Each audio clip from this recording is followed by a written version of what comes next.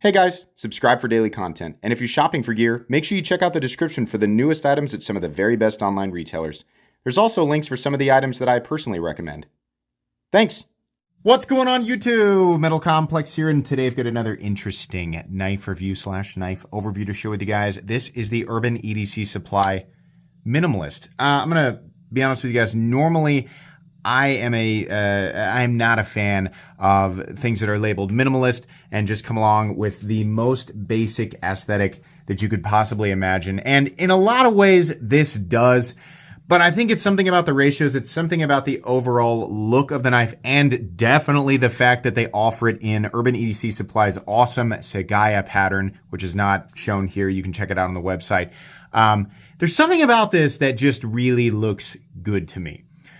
So yeah, we're going to talk about that. This is available in multiple forms. You can get it in G10, you can get it in micarta, you can get it full titanium, plain titanium, or my recommendation would be the Sagaya pattern. I will link it right down below. I think it's available for pre-order. It does help my channel when you use those links before you buy something, but that is entirely up to you. Thanks so much to Urban EDC Supply for sending this in for me to check out. Thanks to my patrons for supporting me. And please make sure to follow me on Instagram at metal_complex. Let's go ahead and get a measurement of this knife. Overall length of the Urban EDC Supply Minimalist coming in at about 8 inches on the dot. Yeah, exactly. 3.5 inch blade. 3.35 inch cutting edge. So right there, kind of smack dab on the dot there for what I would call a full size knife. How about some size comparisons up against the, where is it? The Ontario Rat Model 1 and the Ontario Rat Model 2. Right in between, but definitely still leaning more towards that full size knife aesthetic. How about up against the Spyderco PM2 and the Spyderco Para 3? Definitely more similar to the size of the PM2. How about up against the Demco AD 20.5, a little bit bigger than the AD 20.5. And then last but not least, let's put it up against the Benchmade Grip Cylinder, or in this case, the Ritter Hogue and the Benchmade Bug Out. Definitely very similar in like grip zones to the Ritter Hogue, and also very similar in overall blade length and cutting edge length. How's the action on this knife? So this knife is made in China. I'm sure you could have guessed that. You probably could also guess who it is made by. I have a guess. Urban EDC Supply doesn't list it. I don't think that's on Urban EDC Supply. I think that certain OEMs like to hide their presence from certain projects and make their presence known on other projects. I don't know the exact reason behind it, but I also don't know if there's a legal complication with me taking a guess on a review. I have no idea. I'm not going to risk that, but I feel like I know who did this. It's really, really nice. A really high-end Chinese manufacturer. One that's known for making a lot of things and responsible for a lot of projects. One that I say, it feels like blank, is a little bit higher or a half step higher than a lot of their competition. And since I've said that literally thousands of times alongside many, many other creators, it makes me laugh that this OEM would ever attempt to hide their work when it is so recognizable. So that's as far as I'll go. If you don't know what I'm talking about, go down into the comments section where people are probably totally allowed to say whatever they want and guess whatever they want. So anyways, that's what I think. The action on this knife is very good, and it's one of those things that's indicative of this maker. The thumb studs are just cylinders, which I don't really like. You gotta have some kind of step. The Ontario Rat Model 1 has perfect thumb studs. This is the only means of deployment on this knife, and it's not the most comfortable thing in the whole world. This has gotta be stepped because the finger grips it and is able to change angle to find that release point with the detent. With this being so smooth, you end up pushing and pushing and pushing against it and then just slipping off of it, which is a little bit frustrating. This, the thumb deployment, it's kind of out this way, and it works. It's fine. But these I don't know if they were like, let's take it a step further and go full on minimalist, right? It's Goku's transformation into Ultra Instinct, but translated into knives. We're going full minimalist. remove the jimping from the thumb studs or remove the steps from the thumb studs. Yeah, literally this. Just dome it and a couple of steps. Don't make it too sharp and you're good to go. That really should have been the case here. But it's fine. It's deployable. The actual pivot action is great. The access to the lock bar is great. The detent is great. For a thumb stud deployer, I would say it's over that sort of medium perfection zone. In my opinion, a thumb stud deployment knife or one that is strictly thumb stud deployment, you kind of need a medium detent. This is almost medium heavy, which works. I mean, it definitely creates for a satisfying deployment. Once you find that spot, you're good to go. But I haven't, reverse flicking, it's a little bit painful, and I feel about 85% confident thumb flicking it. So that's kind of where I'm at there. But the action, the pivot action is very, very good. It's obviously a very high quality knife. Let's go ahead and do carry profile. Thickness up against the Spyderco Para 3. It's a little thicker than you might expect. Honestly, I was kind of surprised at its robustness. But you know, if you're into that kind of thing, then maybe this will be your jam. You know, me personally, I kind of am. I can't avoid the innuendos at this point, can I? Yeah, make your jokes down below. That's fine. I would appreciate it, actually. It's great for the algorithm.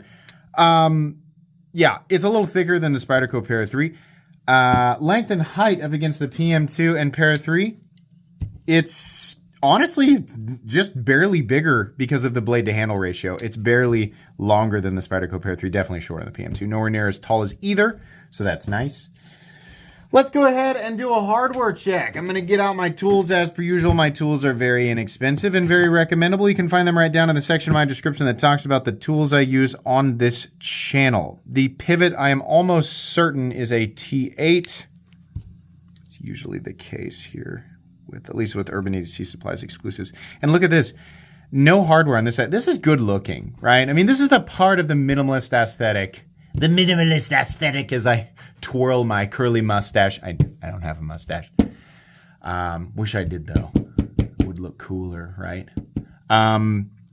This is the part of the minimalist aesthetic that I actually think is cool, and it translates really well to almost any design. Is when they don't show the screws, at least on one side. You just have the pivot screw and it's flush. Pretty clean. Pretty clean. You see it on the other side, right? You got a couple of screws holding the pocket clip in, which by the way are T8, and then this screw going through the backspacer, and I have to assume into the frame on the other side is also a T8. So they really did complete that look, and at the same time kept the hardware minimal. There's a benefit there. I mean, fewer parts is in almost any situation better, especially on a simple thing. Okay, right. I'm sure that some things will call for more fasteners, right? But when it comes to something as simple as a pocket knife, because let's not get carried away. Pocket knives are pretty simple objects, right? The fewer parts, the better. That's great. And T8, right? Wonderful. That rhymes. And everybody knows that things that rhyme are just as good as things with minimal parts. Okay. So that's great. Very easy to disassemble. This is a sandwich construction, or two pieces of titanium and a backspacer, frame lock, running on bearings, minimal parts. That's great. Easy to disassemble. Anybody can figure it out. Let's go ahead and measure the blade stock thickness. Oh boy, kind of thick, 152 thousandths. Not too bad though. You're not talking about Medford thickness, right? Just thicker than I would expect. Wait. It's important to know that the G10 versions of this knife, where is my godforsaken scale? Are you here? Where are you? There it is. It's important to point out that this is the titanium version, obviously, that is not milled out at all. Why didn't you guys mill this out? That's so weird. Not milled out at all for weight reduction. Same way with the Sagaya pattern version. You also have an option of G10 or micarta, which replaces the entire front scale and shaves, I think, 1.5 ounces off of this knife. Without the titanium versions being milled, that makes sense to me. So this fat boy is coming in at 4.97 ounces with 5 ounces, what it says on the website. And the G10 and micarta versions are anywhere from 3.35 to 3.5. So 1.5 ounces or more, I think, is what the website says. For some people, 5 ounces is simply going to be too heavy, right? As they carry around their, new gigantic iPhone or Samsung phone in an OtterBox, right? It just can't handle a 5 ounce knife. with my 17-ounce phone. I'm kidding. I'm not, though. But seriously, I mean, I get it. This is a little bit bigger, a little bit heavier than some people might want to carry. So for some people, that G10 version is going to become substantially more appealing. I have more to say about that, though, so let's continue. Hardware check. We did the weight. We did all that. Let's go ahead and move into the meat and potatoes. It's pretty straightforward. I mean, I understand what comes with the word minimalist is an aesthetic that you would expect to correspond to that. And that's definitely what we have here. Blade shape police, ready with your handcuffs. I'm going to call this reverse tanto. Don't like it? Don't care. Eat a rake. It is the shape that it is, right? It has a tip that can poke. It has an edge that can slice. It tapers down to a reasonably, I mean, I say this, I'm so generalized with this, right? But if you get too specific, people get real saucy. They get real, that spaghetti sauce starts to get real zesty, right? It'll cut, it'll slice, it'll do what you want. This is M390, and I have to assume is appropriately hardened. A lot of times the industry standard seems to be 59 to 61, which I don't really like. I wish it was 60 to 62, but you can't always get what you want. And as the great Laren Thomas says, geometry will play a much bigger role. In this case, though, the geometry is fairly thick. Slicing performance right out of the box on something like paper. It's actually, you know what? I really thought it would lift the edges. It is a little bit, but it's, I mean, this is just the product of a properly sharpened, boy, it is really just like biting in though. Pretty good, honestly. You know, anything can be reprofiled. It's, you cut a super thick piece of cardboard or some thick rubber or something, it's going to drag a bit, but it's fine, right? It'll do what you want it to do. Thumb stud is slightly in the cutting path. Not bad. We got a sharpening choil here. We got hand rub satin finish, or at least that's what it looks like. These actually might be machine, like satin finished lines here. Every time I see horizontal lines, I kind of jump to a conclusion that it's hand rub satin, but I don't think that's the case. These actually look like machine lines. Definitely machine lines right here. You know what's weird is that their website lists this as a hollow compound blade. Unless I'm mistaken on what a compound blade is, this is not a compound blade. Maybe they have another version of the blade and they just didn't show it. I don't know. Maybe I missed something. It also, boy, if it's hollow, it's subtle. I mean, it is, right? It's a subtle, it's a thick hollow, but man, I don't know. I mean, it's so, is that just I'm thinking that might just be the plunge. Maybe that's mislabeled. I'm telling you, up here, this just feels flat. I don't know. The geometry is good enough that it will do what you want it to do, right? But this whole thing should have been, the frame should have been thinner and contoured to still give it that fullness in hand, that comfort, right? But you could easily maintain, you know, the minimalist look. The new CGRB Pyrites, for example, have that contouring and that plain, simple look, and they're just overall thinner and have better cutting geometry. This could have done with an aggressive hollow grind, even keeping the flat where it was. That would have been cool. You could have actually done a compound blade and it would have looked fine. So I don't know what's going on the website there, but truthfully, the entire thing would have just performed better and achieved the look. Because a lot of times, you know, nothing screams more, you know, take me out and use me than something that looks so unbelievably simple that there's little to be enjoyed by the general enthusiast unless the foundation for your knife enthusiasm is the minimalist aesthetic. Some people just really, really love collecting knives that have that minimalist aesthetic, and they're not necessarily getting joy from just using them. Does that make sense, right? I don't know. When I see a knife like this, I'm like, make it everything that it should be to like cut efficiently, you know? I mean, if you're looking at something like the Max Ace Titano, yeah, obviously I'm not really gonna, or not that's the PMP Titano. I'm not gonna complain that that's not a hollow grind. Like, oh, well, this could cut vastly more efficiently if we had a hollow grind on the PMP Titano, as if we're just ignoring the fact that the rest of the knife is massively inconvenienced. inconvenient. But no, this is a convenient knife to carry. It's a knife that I enjoy holding and would enjoy using because the ergonomic lines are good. I mean, they're simple, right? It's just zzzz, and then a straight line, but that works. There's no specific lock in, but your finger is safely behind, I mean, way behind the cutting edge. And you can choke up with a little bit of a warning zone right there because the sharpening choil is big enough to where you're going to be like, whoops-a-daisy. I, don't want to go to the hospital this evening. So yeah, that's just my take there. But it's fine. The way that it is fine. The edges are very nicely knocked down. I mean, they're almost like radiused right here. The pocket clip, I love that it's so short. I just don't like the straight and then boop and then whoop because it's too high. It's too much. I'm still feeling it. I want it to stop lower. Like this. See how this bill on the Para 3, it stops lower. This is just, whoa, it's a little bit too high. It's a little bit diggy, right? Only in circumstances where you're using the knife barehanded and really bearing down on it, which you absolutely can. It's not like this knife is just some sort of art piece that's meant to be visually appreciated and not physically used. No, you can use it, right? So yeah, it's the same pocket clip on the f5.5, which is, in my opinion, that's the best knife to come out of Urban EDC. And this is close. This is close, right? So yeah, they don't even print the steel on it anywhere. I mean, there is nothing. That's something else I can praise this knife for.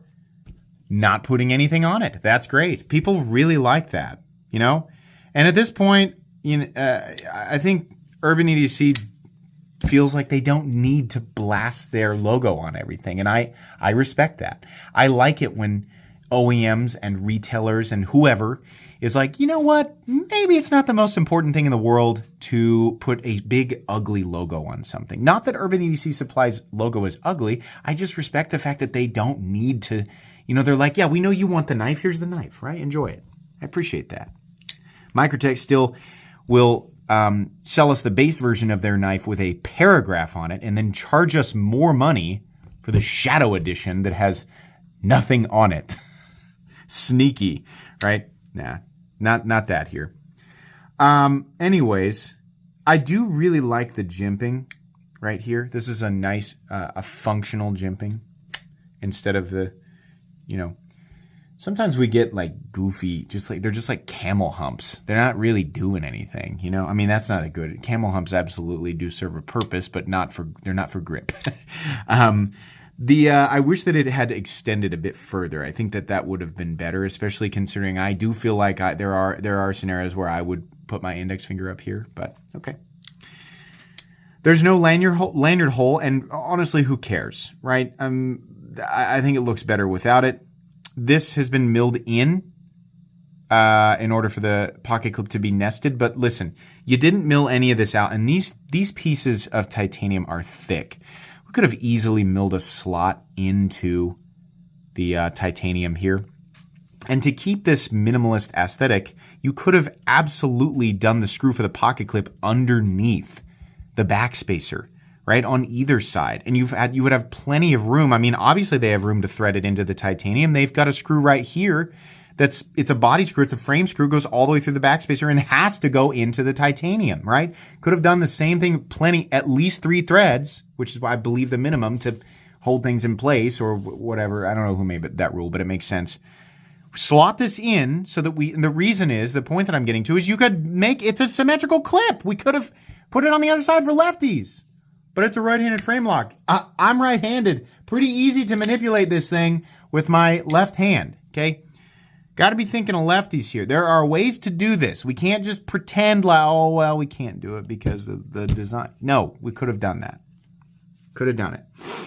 Lock bar insert, steel lock bar insert that doubles as the over travel stop, so that's wonderful.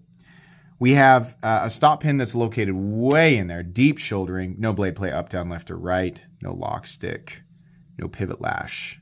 Very smooth, very smooth. Look at this detent. Oh, that's nice. That's what I like to see. Yeah, that's a nice click. No detent lash. All right, pricing. This version that you're seeing right here is $329. And me personally, I like the Sagaya pattern. I think the Sagaya pattern is beautiful. It also requires more milling. It also creates additional traction if you're going to use it. And I think it completes the aesthetic a bit better. That version is $349, which if we are putting this up against its realistic competition, especially considering, you know, the OEM is who I assume it is, I don't think that price is too bad. If you love the plain Jane look, then you can pay $20 less or something like that for this version, which is okay. The biggest offense to me is that the G10 and micarta versions, which as far as I can tell are just a solid piece of G10 or micarta, literally nothing complicated going on there. It's flat, thick, right? $300 for that. What? Why? Guys, no way. That should be under $200. And that might sound really harsh, but we have examples of not just this isn't complex machining. There's nothing really too crazy going on here. We don't even have internal milling.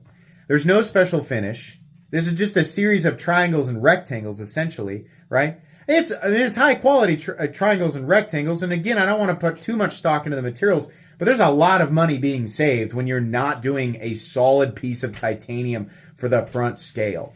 $300 is insane for the G10 versions, right? But we can just ignore that those exist and look at the titanium. I think the titanium versions are decently priced. They're not bad. I just think the best version of this, the most interesting version, is the version with the Sagaya pattern. This is a cool knife. It should have been thinner. It should have had a really aggressive hollow grind. There's a lot of things that they're doing here that they did really, really well. It definitely should have been milled out for weight reduction, right? It just seems like a lot of corners were cut to present this minimalist aesthetic. And I don't know that that was actually the intention here, but there definitely are companies out there who are like, oh, it's minimalist, right? It's so minimalist that we didn't do a lot of things that would have cost us a lot more money. Yeah. Well, if that's the case, it probably should be less. I mean, realistically, what would have been a perfect price for this? Do the Sagaya pattern on this for $300. That would have been fair. The full titanium one, for $275. And then I think you should have done the G10 and micarta versions for about $175. I think that would have been a lot more realistic. But as it sits, it's not terrible. It's not the biggest offense that I've ever seen. It is a cool knife, and it is definitely well made. If your only question was, is it well made? Will it function? Right? I like the look. I already like the look. Will it function? Yes, absolutely. Right? I'll link the pre-order, or at the time you guys are actually watching it, it might actually be the official sale of it. I'll link it down in the description. You guys can check it out if you want. This is a cool knife. It's not my favorite thing in the whole world. I still think, the best release that Urban EDC Supply has ever done is the F5.5. And in any case, Urban EDC Supply is a really cool retailer. If you've never been there, you should check them out. If not for this, check out the other stuff that they sell. They sell a lot of stuff that you can find in other places around the internet, but they also sell a lot of stuff that you literally can't get anywhere else. So put them on your radar. That's going to be pretty much it today, guys. I really don't have anything else to say. I don't know where my new card went, so we're going to use the old one. I must have thrown it. Please make sure to follow me on Instagram at metal_complex. If you enjoyed this video, leave a like. If you'd like to check out my other content, I do, of course, have lots of videos of knives that are either expensive or inexpensive that I do or don't like, so check those out. If you enjoy all my content, go ahead and click on that Metal Complex logo right there and subscribe, because there's definitely more coming. Thanks again for watching, everybody, and have a great day.